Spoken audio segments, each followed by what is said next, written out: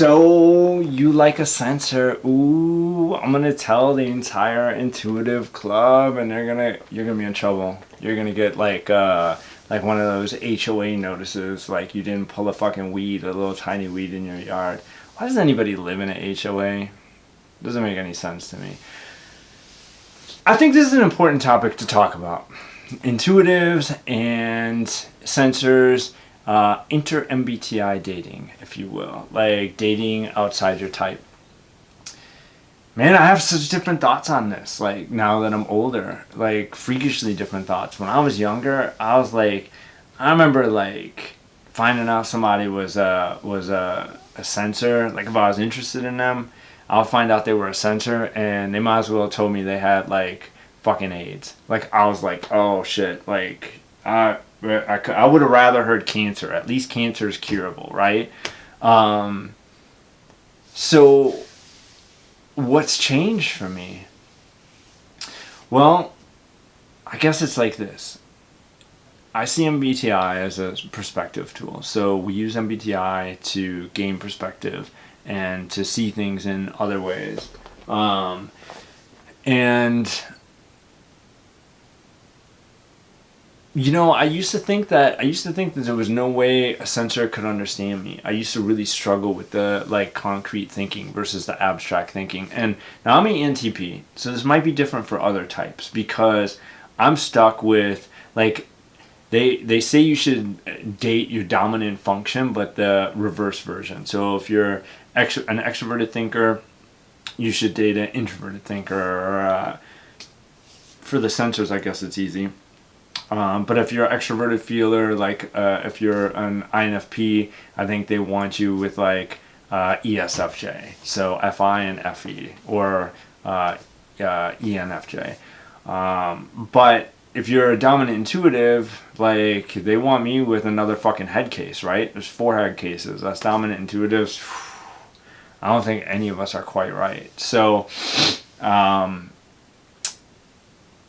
some of the pairings that they want you with are sort of, you know, I think for some it might feel different. They might really enjoy their sensor counterpart more than the dominant intuitive. But as I've gotten older, the one thing that I've really paid close attention to is us intuitives, man, we don't have an easy road. Like, we're overthinkers, we're obsessive, we have all kinds of weird quirks and peculiarities and issues, and bringing 2 overthinkers to the table is really problematic. I mean, I have my like great moments, and then I have my down moments, and you know, the ebbs and flows of our personality types. Sometimes when we're both at a low point and when it's 2 intuitives, I think that makes for a hard road. And I think like sensor problems are usually a little easier for us to deal with. Sensors aren't. I mean, I've like started to enjoy them more and more and more as I've gotten older, to the point that, you know, I would be quite happy with the ISTJ or ISFJ, and not having to deal with all the problems that come with an intuitive. Like, I mean, I remember dating ISFJ for a while, and she was pretty awesome, like extremely intelligent, but like that book smart, kind of really good memory retention, kind of intelligent. And she was so simple. She was young. She was 24. I was maybe like 29 or something at the time. I don't remember. Maybe she was 25. I was like, I think I was 6 years older than her. But she just liked to quilt. She liked to country dance. She was a teacher. She had her summers off. She was super fucking supportive and understanding. But I remember we were traveling one time. We were in the Bay Area, and I was like going off about some shit. Like I was in an intuitive rant. That's what I'm gonna call it.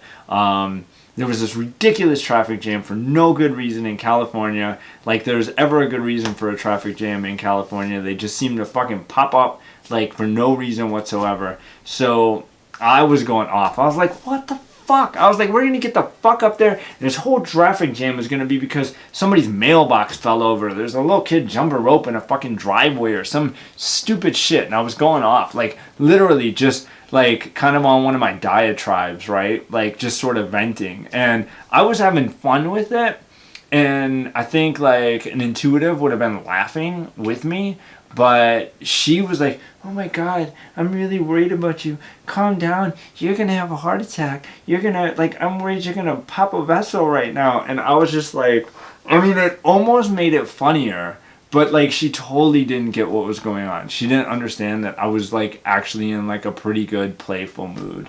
So, I can see, like, you know, at the time, it bothered me so much, but it wouldn't bother me now. Like, I would, like, think it was cute. So, I don't know. I guess my point is, if you love somebody, man, don't even be thinking about their MBTI type. If you are just getting into MBTI and you meet somebody and they're a sensor, don't even think about going into it with this notion that it can't work because they're a sensor and they're not going to understand you.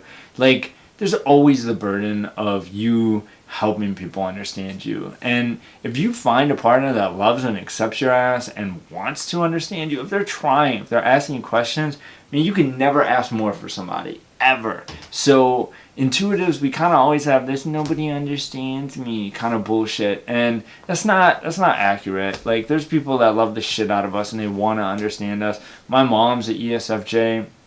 She doesn't get me, man, but she loves the fucking shit out of me and supports me unconditionally. And if I ever had to have a conversation with her, she would have it with me. She would listen, and she would intently try to, like, hear what I'm saying and understand. And she might not get it, but I think that's just fine. So if you love a sensor, or you like somebody that's a sensor, don't for a second think you need an intuitive to understand you, because the reality is you're probably going to have a way more complex dynamic with an intuitive, and you're not probably going to actually get the understanding that you're thinking anyway. So I say date who you love, and don't even fuck with no MBTI shit on that. Alright, that's it. I'm done. That's the end. Two peanuts were walking on the street and one was assaulted. That's my favorite joke ever. I think it's a good joke.